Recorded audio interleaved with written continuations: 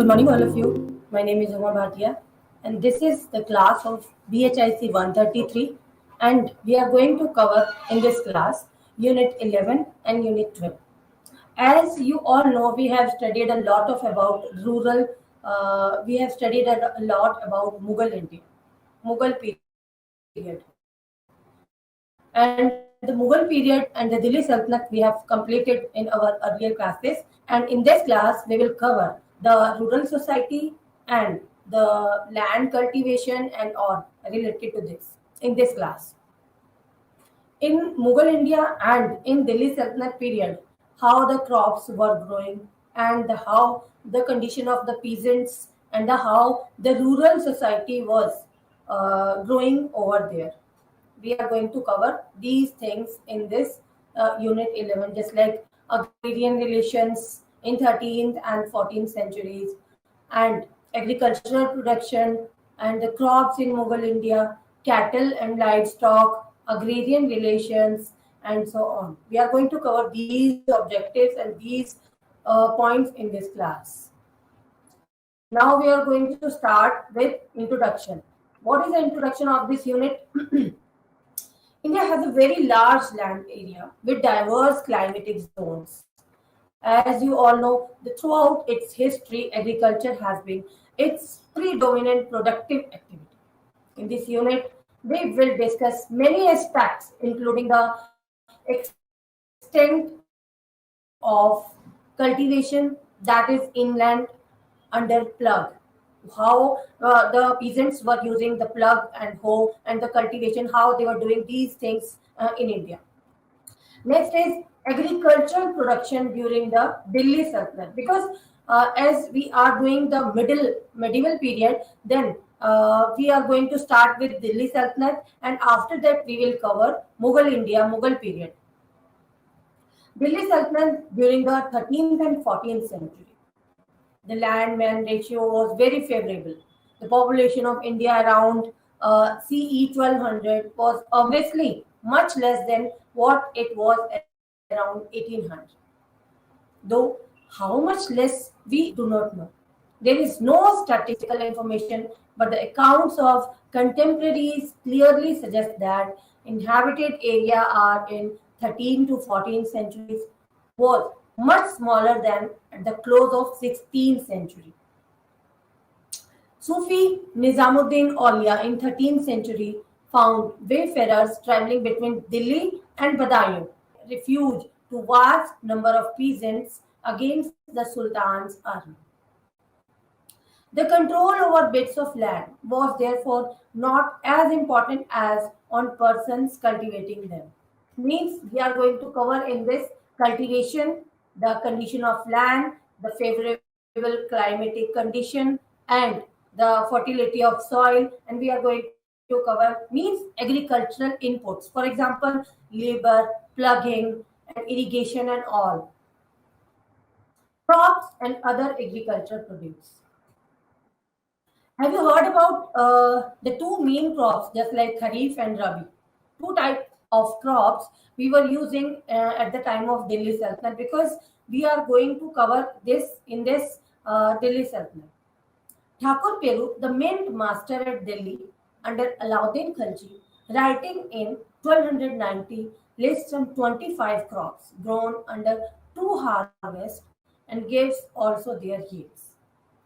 One may perhaps legitimately assume that improved facilities of irrigation would have helped extend the under area under rabi crops such as wheat, sugar, sugarcane, etc.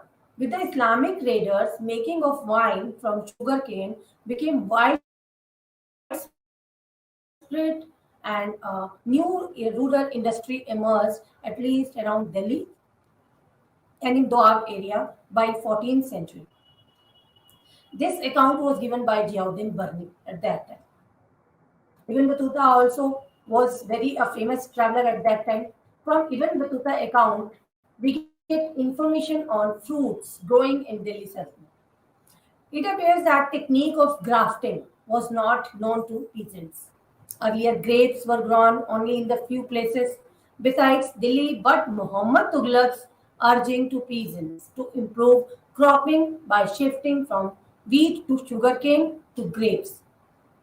And Firoz Shah Tughlaq's lying down of 1200 orchards means the gardens which were having a lot of fruits at that time, 1200 orchards in the sugarcane to grapes, vicinity of Delhi to grow seven variety of grapes seems to have made them so abundant. According to Afif, the prices of grapes fell at that time. What time? At the time of Firoz Shah Tughlaq. What was the condition of irrigation at that time, and what was the impact of irrigation on agriculture produce, on agricultural activities at that time? Agriculture was generally dependent upon natural irrigation because at that time and at the present time also our peasants are dependent, are fully dependent on natural irrigation. When rain will come, then irrigation will sort out at that time. That is rains and floods. Cultivation was largely based on natural irrigation. The tendency was to grow mostly single, rain watered kharif crop and coarse grains more. Ghiasuddin Tughlaq is reported to be the first sultan to dig canals. But the cutting of canals in a much bigger way was undertaken by Firoz Tughlaq. Firoz Tughlaq cut two canals, Rajabagh and Ulugh Khani, from the river Yamuna, carrying them to Hisar, one from Kali River in Doab, joining the Yamuna near Delhi, one each from the Satluj and the Ghaggar. From these rivers, the sultans were digged the canals from these Ghaggar River and the Yamuna River near about Delhi and Satluj River also. Canal irrigation helped greatly in the extension of cultivation in eastern Punjab and so many more areas related to that area. This led to this led, according to Afif, a result of abundance water available. Peasants in the eastern Punjab raised two harvests, means two type of crops. They were raised at that time like Kharif and Rabi. The crop of Kharif and the crop of Rabi, where only one has possible earlier at that time. This led to new agricultural settlements along the banks of the canals. Yes, these were the condition of canals at that time and the name of the crops according to the nature. Next is agrarian relations in 13th and 14th century. What was the relation between the crops and what was the relation between the crops and the fertility of soil? And these things we will discuss in this 11.3 point. Minhaj-e-Siraz designates the chief opposing the Gorians and the early Delhi sultans as Rai and Rana, and their cavalry commanders as Rawat. From the epigraphic evidence from different parts of northern India, the earlier feudal hierarchy of Raja means Rai, Ranak means Rana, and the Rawat means Rawat is fairly well established. These names were point out for the particular post to the given to the particular people. In earlier phase, sultans tended to enter into settlement with this defeated and subjugated rural aristocracy. Have you heard have you heard about aristocrats? The wealthiest families of that particular time means aristocrats. As discussed earlier, kharas was largely the tribute imposed upon them. Kharas comes and were two types of taxes were imposed upon the people at that time. It seems that even after the replacement of this tribute by vigorously excessed tax imposed on the peasants under Alauddin Khalji. Alauddin Khalji, the older rural aristocracy had some role to play in revenue collection. This can be inferred from an incident of Alauddin Khalji's reign. Ghazi Malik, the governor of Dipalpur, when he wanted to pressurize Rana Mal Bhatti. According to Afif, one of the Rajas of region, went to his territory and demanded the full year's revenue in cash at once. When Rana failed to comply, Ghazi tortured the Mukaddams. Mukaddams means the village headmen and the Chaudharis at that time. The incident suggests that though the members of subjugating aristocracy, wherever peasant, were at least till the early years of 14th century, held responsible for collecting and paying the land revenue. The administration, too, exercised the right to collect it directly through village headmen and the Chaudhries, both of them. Next, we are going to cover about the condition of the peasants. What was the condition of the peasants at that time, and what was the work for the peasants? What they were doing at that time with the crops and with the lands, with the fertility, and what they were doing at that time. Cultivation was based on individual peasant farming. Yes, but this peasant economy was not at all egalitarian. The size of land cultivated by them greatly varied in size. As Yaudin Barni's account, it appears that at one extreme were the Khots and the Mukaddams, having large holdings and enjoying superior rights on ordinary peasants, and at the other was the Balahar. Balahar, the village menial, holding a petty plot of land. Below the peasant, there must have been a mass of landless laborers, means the laborers who was not having lands at that time, but their presence could only be discerned from the later sources, since we did not find any mention in contemporary accounts. It seems that the village was collectively a tax paying, means they wanted at that time only tax at that time. It seems that village was collectively a tax paying unit. Otherwise, why a clerk to keep village account was needed? The presence of Patwari and the nature of his duties, that's why indicate existence of village community.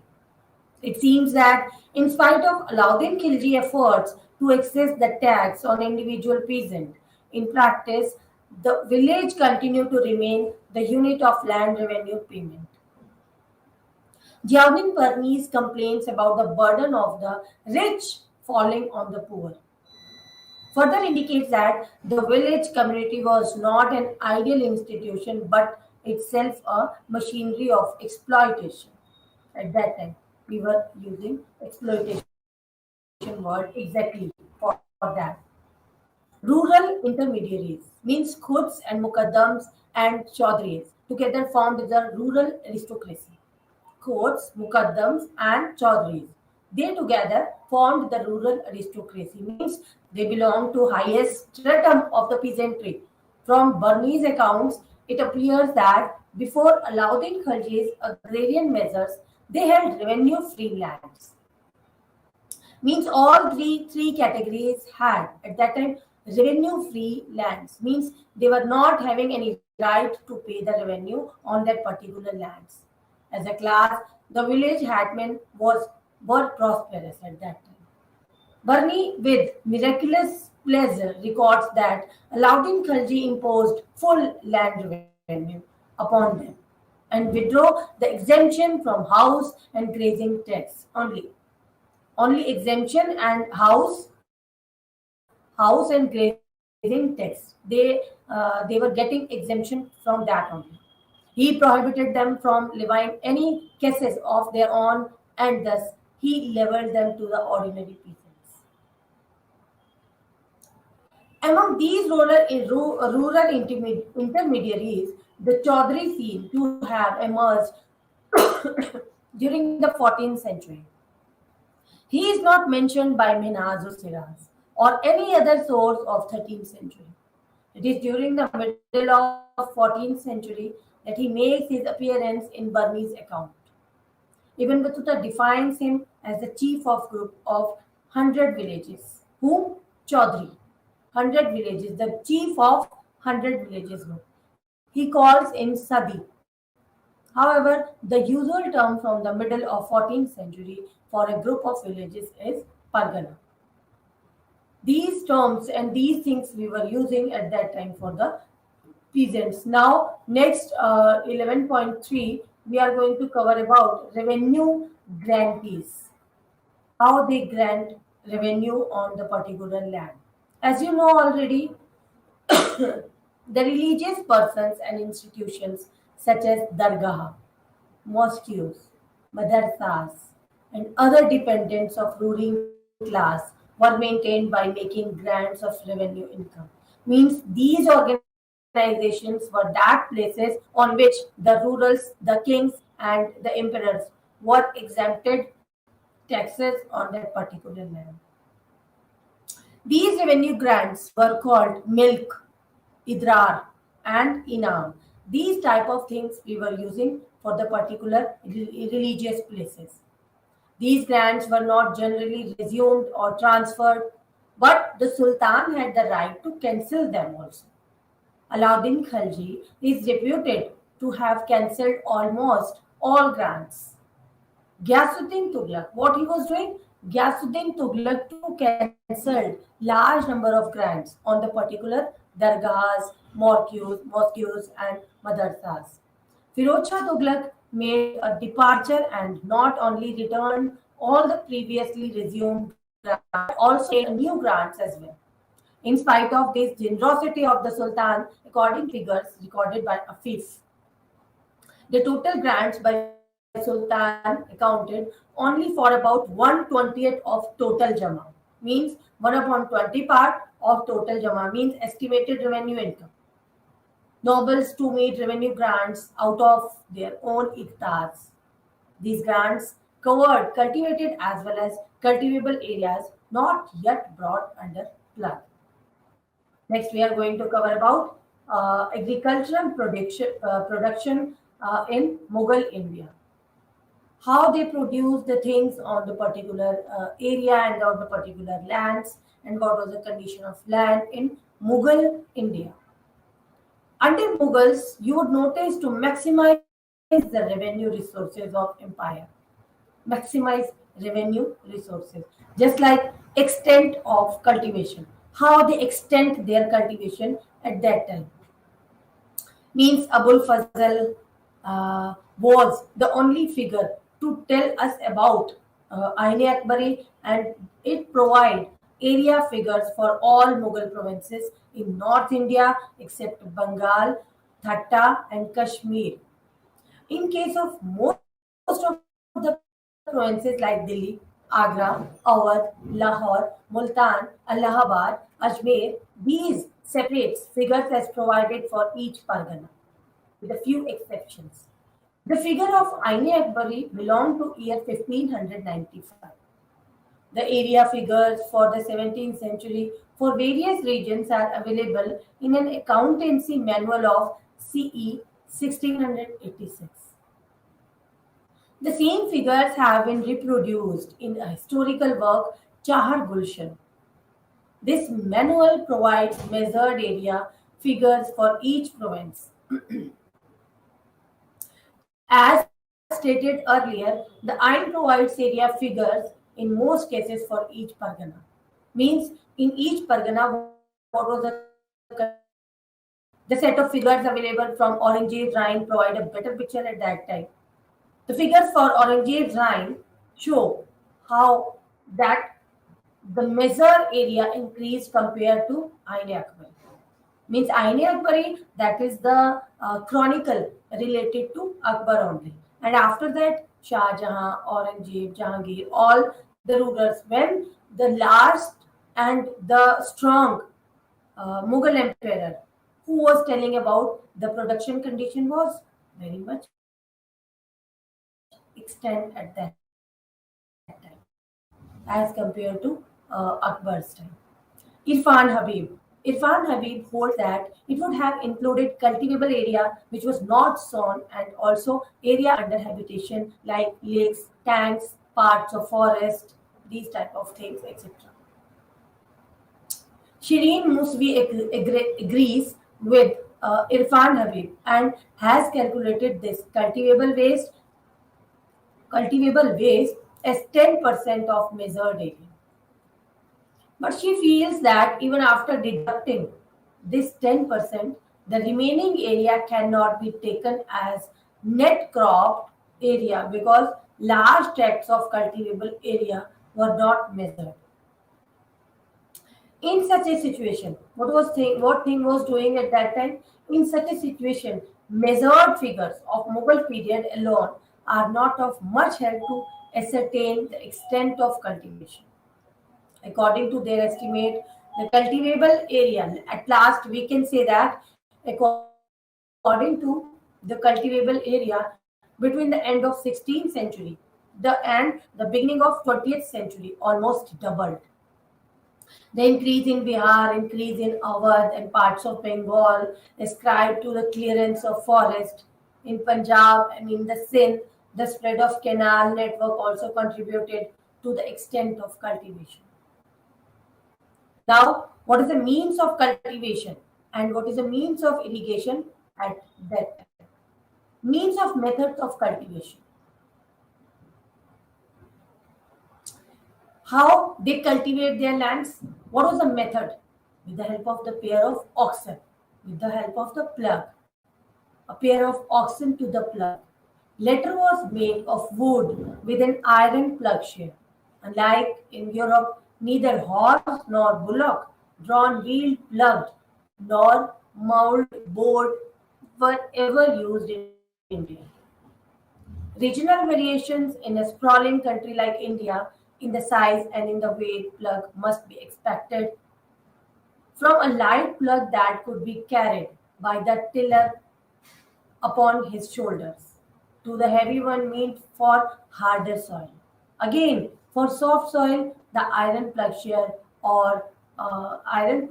could have been dispensed with more so as the price of iron was high at that time. This was done with the help of wooden boards called patela in parts of North India. Wooden boards. Like plug, this flat board was also fastened to a pair of oxen, means connected to the pair of oxen.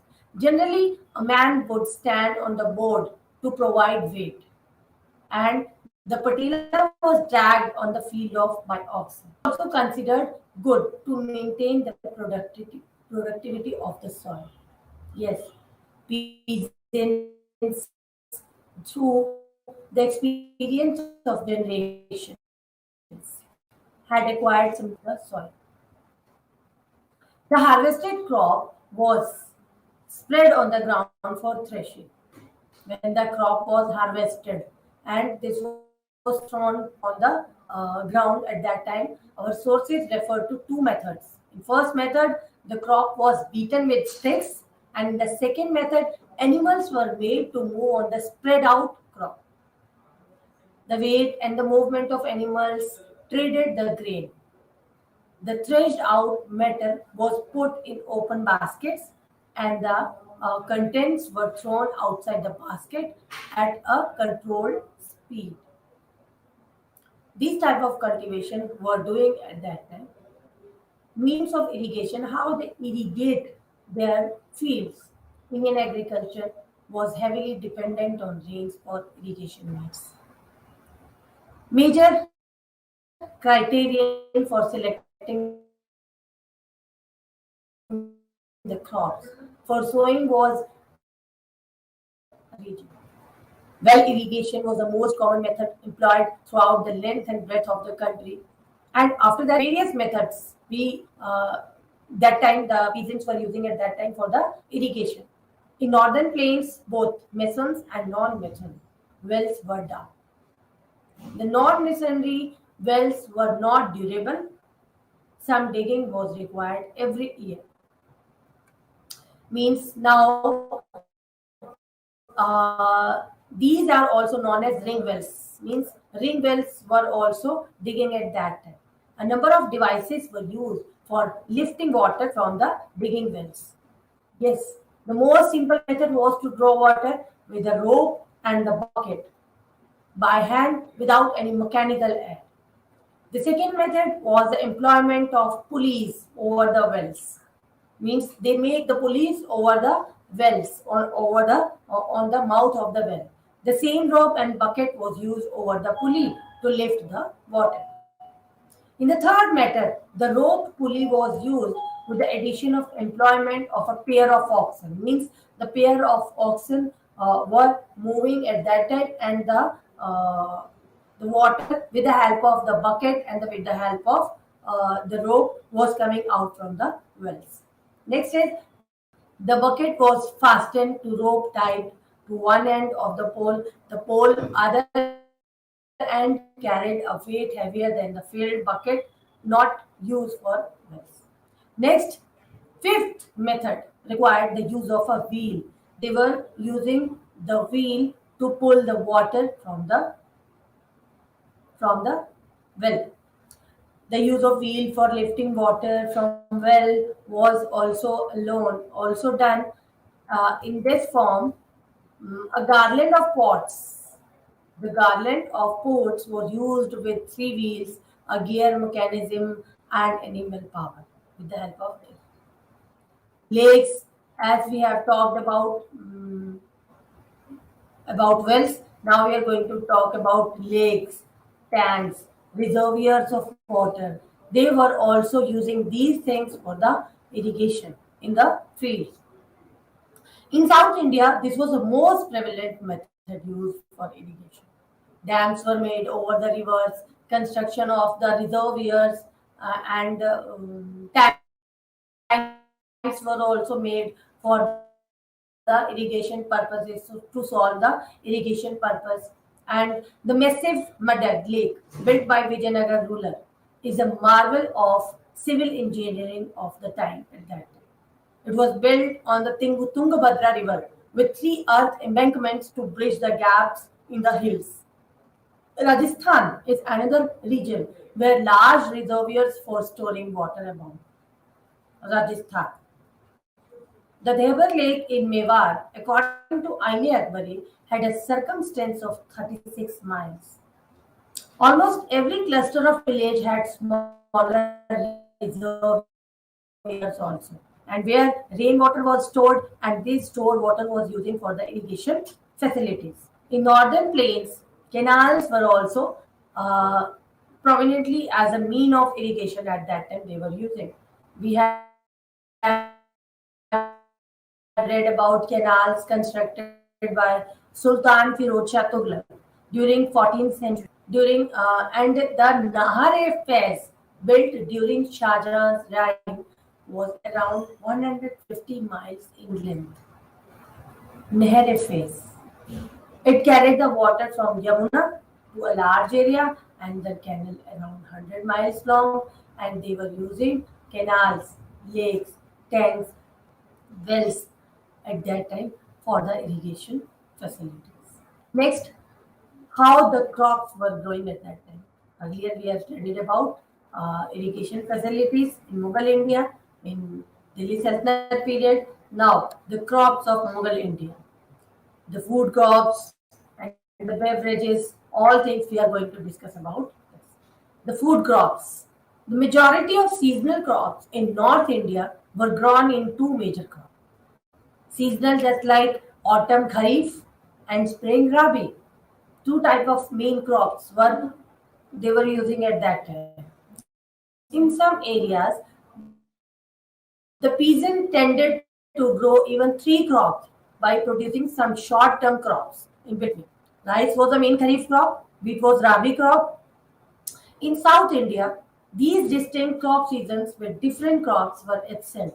Like on wetlands, one paddy means rice crop was in the field from June, July to December, January, and another from January, February to April, May. Rice and wheat. In North Ercot, dry crops just like khumbu, red gram, horse gram, castor, they were sown from May to September, October, and harvest from August to December, January on the wetlands. These type of crops, rice and wheat, were the two major food crops. Rice and wheat throughout the country.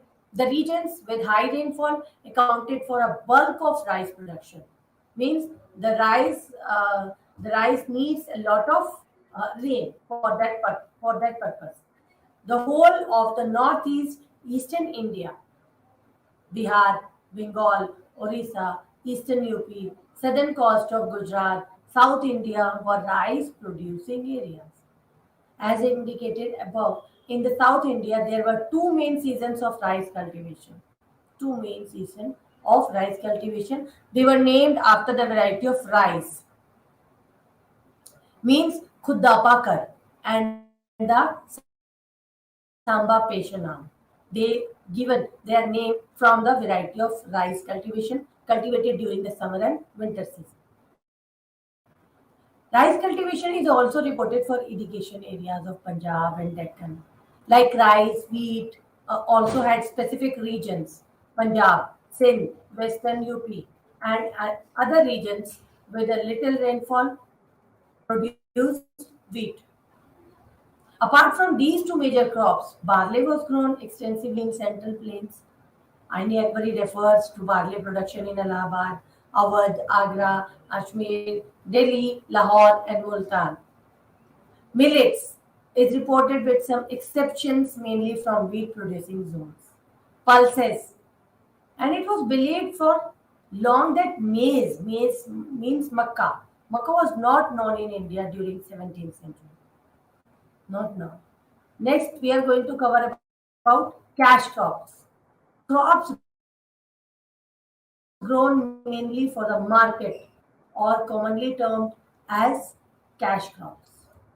These are referred in Persian records as jins e kamel, jins e ala. Jins e ala means superior grade crops. Unlike seasonal food crops, these occupied the fields almost the whole year. The major cash crops in 16th to 17th centuries were sugarcane, cotton, indigo, and opium. In 17th century, their demand increased due to enhanced manufacturing and commercial activities. Demand was opium was very much at that time when the Britishers came to India. They demand to grow more and more to grow more and more opium, to grow more and more indigo at that time. During this period, a large foreign market also opened for these commodities.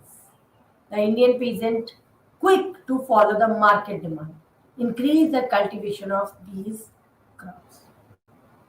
Another crash crops, just like cotton. Cotton was also growing in Maharashtra, Gujarat, Bengal, and Ajmer, Allahabad, Awadh, Bihar, Multan, Thatta, Lahore, and Delhi. Indigo, as we have discussed earlier, indigo was another cash crop widely cultivated under the Mughals, indigo. Because at that time, in 17th century, when the Britishers came to India, they demand to grow more and more indigo at that time. They demanded to grow opium, more and more grow opium at that time. The plant yielded a blue dye, means Neil, which was much in demand in India and in European markets also. Its presence is recorded in the Dastur circles of Awadh, Allahabad, Ajmer, Delhi, Agra, Lahore, Multan, and Sindh. Its cultivation is referred in Gujarat, Bihar, Bengal, Malwa, and so on places. The varieties high in demand were those of Bayana and Sarkhes. Cultivation of opium is reported from a number of places in India. The Mughal provinces of Bihar and Malwa seem to have produced good opium. It was also cultivated in Awadh, Bihar, Delhi, Agra, Multan, Lahore, Bengal, Gujarat, and so on. Cultivation of tobacco. Tobacco seems to have spread in India in a short time. The Aine Akbari does not mention it as a crop in any of the Stur circles or any of other regions. It seems to have been introduced in India during 16th century by the Portuguese. Uh, the plants whose seeds were used for extracting oil come under the category of food as well as cash crops, just like mustard. These type of crops were also grown in the places. Next, fruits, vegetables, and the spices we are talking about. Horticulture seems to have reached new heights during the Mughal period. The Mughal emperors and the nobles planted lavish orchards. Almost every noble of consequence had his gardens on the outskirts of towns where they resided. Orchards, groves, laid down. A number of fruits available today were introduced in India during 16th and 17th centuries. Pineapple is one such fruit which was brought from Latin America and introduced in India by the Portuguese. In a short period of time, it became popular and was extensively cultivated all over the country. Pineapple, papaya, cashew nuts were also introduced through the same agency, but their spread was a bit slow. Lychee, guava seem to have been introduced later. Cherries were brought from Kabul and grown in Kashmir through grafting. Apricots, mangoes, these type of fruits were greatly improved through grafting. So many fruits and vegetables were growing at that time. Now next is productivity and the yields. What was the condition of productivity at that time? That means how they produce the things, just like Shireen yields for Mughal India. How much per biga? Means the particular, how can we say that, the measured land. An average yield can be worked out on the basis of these. Abul Fazal does not inform us what was the basis of these categories. It seems the low yield are those of non-irrigated land, while the rest two are for irrigated fields. Cattle and livestock. How they take care of their cattle and how they maintain their livestock at that time. The cattle played a very important role in agricultural production of our period. They were employed in important agricultural activities like plugging, irrigation, and their dung was used for manuring. Besides, dairy products contributed subsequently to agriculture related production. The peasants, in general, along with some specialized caste, were involved in the rearing of cattle. Cattle rearing also was very much a big occupation at that time. Cattle rearing at the outskirts area of Delhi. Large-scale involvement of cattle in agriculture operations suggests the presence of large cattle population. How they take revenue, from which type of people they take revenue, and who are given, to whom were given revenue. Jagirdars. While the Jagirdars were given revenue assignments in lieu of cash, salary, there was another category of people which was given revenue grants for their subsistence. This was a class of religious men, scholars, and destitutes who were patronized by the state. These grants were known as Mother de Marsh. Mother de Marsh means aid for subsistence. A separate department under the charge of Sadr Sadr look after these grants. If the aid was given in cash, it was known as Wajifa. Scholarship. There were certain categories of people who were qualified to receive Mother de Marsh, means who were who were able to receive Wajifa. Akbar put the ceiling of such grants of land to 100 bighas per person.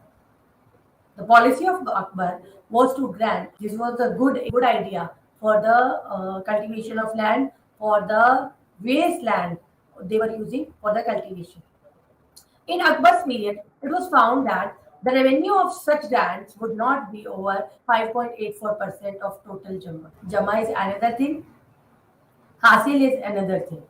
Jama means how much they have contributed at that time, and Hasil means how much they have taken at that time.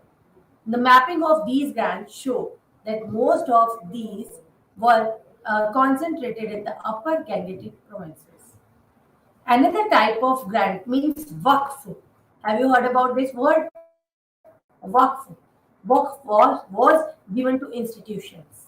Means revenues of certain lands were permanently assigned for maintenance of religious tombs, religious shrines, and religious madrasas.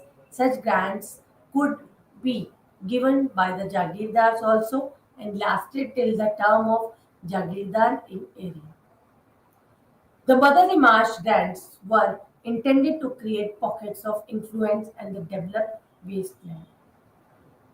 Next is Jamidar. Total condition of Jamidars. Have you heard about something about Jamidars? Yes, Jamidars were present in part, practically even part of Mughal Empire, and held the most significant position in agrarian structure of Mughal India. The word Jamidar is derived from two Persian words, Jameen plus Dar. Means Jameen means land and Dar means holder. The word Jamidar has been used in the sense of chief of a territory. The fact that a chief had acknowledged the supremacy of a superior sovereign power made no difference to his position within his own domain.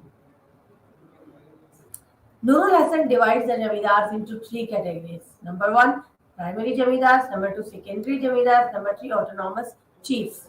Primary, who had some proprietary rights over the land. Secondary means intermediary rights, who held the intermediary right and helped the state in collecting land revenue.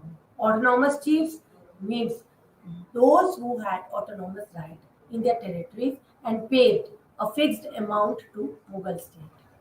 Now, what was the Jamidari rights? Jamidari rights. The Jamidar acquired his right by virtue of historical tradition of control he and his kinsmen exercised over the inhabitants of particular villages. The medieval rulers recognized the rights of Jamidar, but were equally instant or treating them as agents for the government for revenue collection. When the Jamidari took this form and it came to assist the government in the collection of revenue, means first of all and the end of all, Jamidar was a person who appoint some people under him, and they were collecting tax from the village and from the cities and from the towns, and they collect tax and give to the Jamidar, and Jamidar give to the ruler at that time. This was the responsibility of yes, and the tax was imposed by Jamidars on the particular people. Apart from them, there were chief of chieftains also, means Rajas, Raos, Ranas, and Rawats, who were more or less autonomous in their estates, governing them without any interference from the imperial things. Next is military strength of Jamidars. Military strength, Jamidars and the Chaudhries. The Jamidars employed their footmen and cavalry. Means the Jamidar of that Madras and the Jamidar of the particular area means they were having right to employ their footmen and the cavalry. These troops helped them in the realization of land revenue and the subjugation of peasantry. Almost all Jamidars had their own small or big kilachas.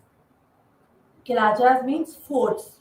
According to Aini Akbari, the troops of Jamidars in whole Mughal Empire exceeded 44 lakhs. In Bengal, they possessed thousands of boats. Other intermediaries, so many intermediaries were there. Intermediary, what was the role of intermediaries at that time? Each village had a number of hereditary officials. The most important of them was the village headman. Village headman means mukaddam. He was a person responsible for the collection of land revenue, maintenance of law and order in the particular village, land revenue free, though in some cases he was also remunerated in cash at a percentage of total land revenue realized. Next, we are talking about after Jamidars, uh, other intermediaries. How? Next is peasantry. Peasantry we have discussed the main agrarian class. directly involved with the agricultural production was the peasantry. The peasants constituted the primary class in rural society, and revenue collected from them sustained the whole state apparatus. Whole state apparatus. Next, land rights of peasants. There has been long debate among historians regarding the rights of peasantry over land. Peasants' claim to land was not disregarded by the state. Yet he has neither or state had no right to and paid the revenue. In contemporary accounts, we come across a number of references to the flight of the peasantry from villages because of the oppression or other problems. Means the peasants were not having their own land at that time. The land which on which they were working at that time, they were plugging, they were producing the things at that time. On behalf of these, they were paying tax to the jamidar. Stratification of peasantry, how they stratify their peasantry. The peasantry was not a homogeneous class. The stratification was due to inequalities in wealth and social status. Peasants with large resources cultivated bigger plots of land, even employed laborers on his fields. They could acquire headship of a village. Enjoy. One major reason for this can be found in the wide prevalence of cash nexus. Cash. Economic inequalities were not the only basis of division within the peasantry.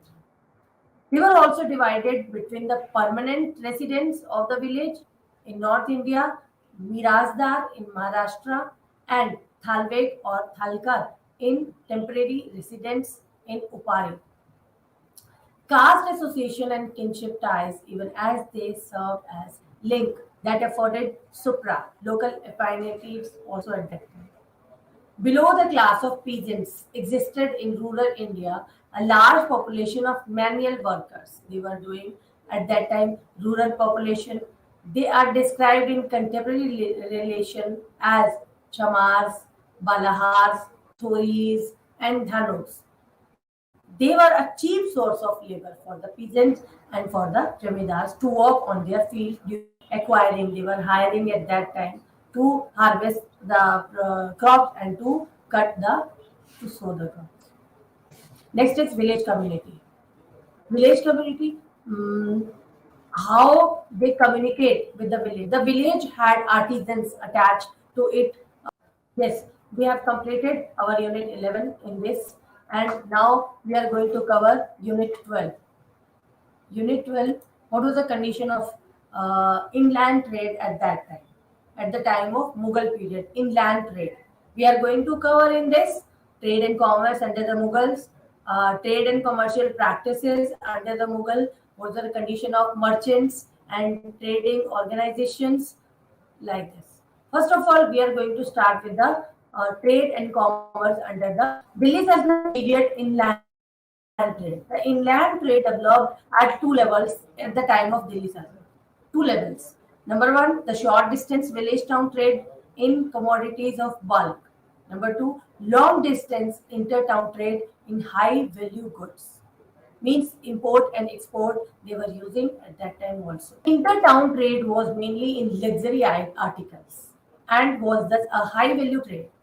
The manufacturers of one town were taken to another.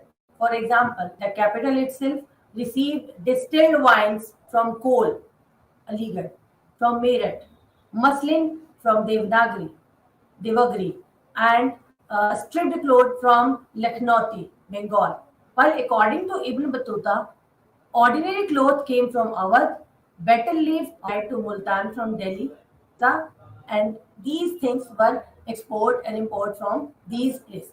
Export these type of inland trade were doing at that time. The urban centers were dependent for supply of food grains. 5 minutes to complete this, and after this, we will go to cover Unit 12, inland trade and external trade also. And in our, as you all know, in our Unit 11, we have covered a lot of about lot of about what things we have covered in Unit 11. We have covered a lot of related to peasants' condition. To sum up, in present unit, we have focused on intermediate Mughal period also. We have discussed about Doab area, where the observers remark about primitiveness and simplicity of agricultural implements, but they were not well suited to the needs of Indian agriculture of artificial irrigations. They were employed just like wells and canals and tanks they were making for solving the purpose of irrigation. The Indian peasants raised a number of food and cash crops, and a lot of some land was used for two or more crops. Rotation of crops and cultivation of cash crops according to market needs was a special feature of the period. Production of fruits, both in quality and quantity, reached new heights at the time of Mughal period.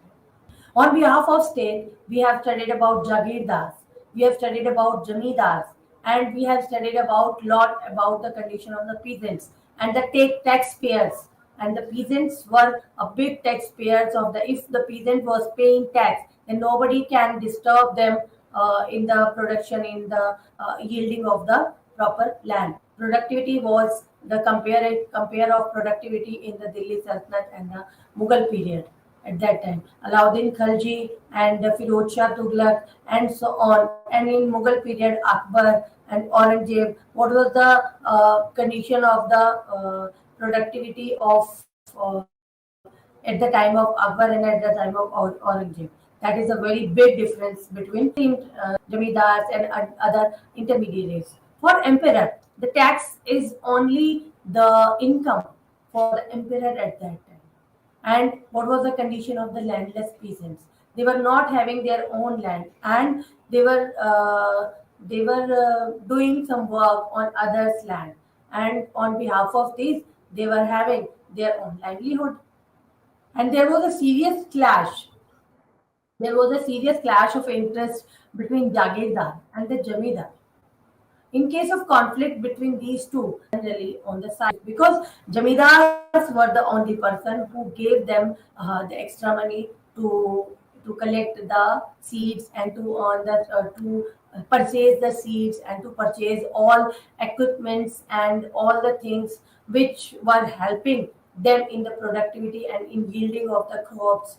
That's why the peasants were at the side of Jamidars at that time. Because Jamidars were the big helpers, peasants also for the state. He was when the state directly collected the revenue, the Jamidar was paid a share called Malikana. Jamidars were entitled to a number of other petty perquisites. The Jamidars maintained troops. Caste and kinship ties divided the Jamidars and prevented its growth as the governing class of India. Now we are going to end this class. We are going to end this class and we will cover Unit 12 in our next class. Means inland trade in Delhi Sultanate period and inland trade in Mughal period in next class we are going to cover.